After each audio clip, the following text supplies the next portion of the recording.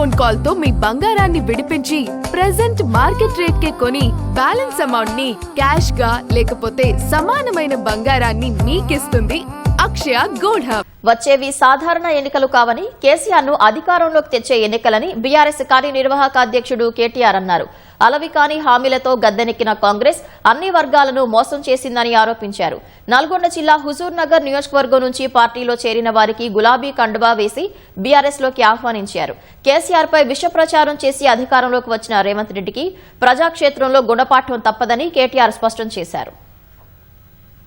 ఏదో అబద్ధపు మాటలు చెప్పి ఇష్టం వచ్చినట్టు హామీలు ఇచ్చి అడ్డగోలుగా ప్రజల్ని భ్రమంలో పెట్టి తప్పిదారిన భాగ్యలక్ష్మి బంపడ్రా మాదిరిగా జాక్పాట్ కొట్టారు తప్ప మిమ్మల్ని నమ్మి జనాలు ఎవరు నిజాయితీగా ఓట్లు వేయలేదు, మోసపోయారు. ఇది వాస్తవం, నేను చెప్పట్లా. వాళ్ళ గ్రామాల్లో ఏ రైతునన్నా అడగండి, ఏ రైతు బిడ్డనైనా అడగండి, వాళ్ళే చెప్తున్నారు కాంగ్రెస్ కు ఓటేసి తప్పు జరిగింది, తప్పు చేసినాము అని నల్గొండ జిల్లాలోని రైతన్నలు స్వయంగా వాళ్ళ నోటితో వారే చెప్తున్నారు తప్ప ఇది నా మాట కాదు. గోదావరికి మాత్రమే పరిమితమైన విద్యుత్ ఉత్పత్తి కేంద్రాలని నల్లగొండ జిల్లాకు తేవడమే కాకుండా జగదీష్ రెడ్డి గారి నేతృత్వంలో దామరచెర్లలో భారతదేశంలోనే అతి పెద్దదైన ultra mega power project plant దాదాపు 35,000 కోట్ల రూపాయలతో ఏర్పాటు చేసింది కేసీఆర్ గారి ప్రభుత్వం.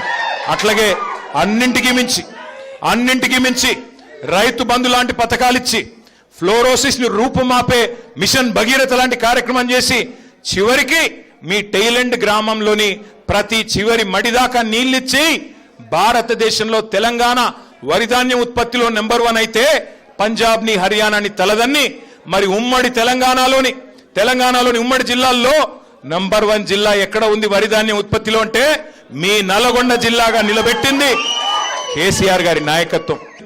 మొన్ననే బడ్జెట్ సమావేశాల్లో రేవంత్ రెడ్డి చెప్తా ఉన్నాడు, నా ప్రభుత్వం వచ్చినాక 3,70,000 కోట్ల అప్పు చేసినా అన్నాడు. అంటే కేసీఆర్ గారు 10 ఏళ్లలో సంవత్సరానికి 28,000 కోట్ల అప్పు చేస్తే ఈ మొనగాడు 2.5 ఏళ్లలోనే 3,70,000 కోట్ల అప్పు చేసినాడు. ఎలక్షన్లకు ముందు దాన వీర శూర కర్ణ, ఎలక్షన్లు అయిపోయినాక కుంభకర్ణ, దున్నపోతులాగా నిద్రపోవడం తప్ప ఢిల్లీకి ట్రిప్పులు వేయడం, ఎక్కే విమానం దిగే విమానం తప్ప ఏంది నువ్వు చేసింది? అందుకే ఉత్తమ్ కుమార్ రెడ్డి, రేవంత్ రెడ్డి వాళ్ళిద్దరికీ తెలుసు ఎన్నిక ఎప్పుడొచ్చినా వీపు చింతపండు అవుతుంది తెలంగాణ ప్రజల చేతుల్లోనే మాట తెలుసు. అందుకే ఇవాళ రకరకాల కుట్రలు చేస్తా ఉన్నారు, రకరకాల ఎత్తుగడలు, రకరకాల కుటిల ప్రయత్నాలు. ఎన్ని చేసినా ఒకటి మాత్రం పక్కా, ఈసారి వచ్చే శాసనసభ ఎన్నికలు సాధారణ ఎన్నికలు కాదు. వచ్చే శాసనసభ ఎన్నికలు కేసీఆర్ ని తిరిగి తెచ్చే ఎన్నికలు, కేసీఆర్ గారిని తిరిగి ముఖ్యమంత్రి చేసే ఎన్నికలు మాత్రమే.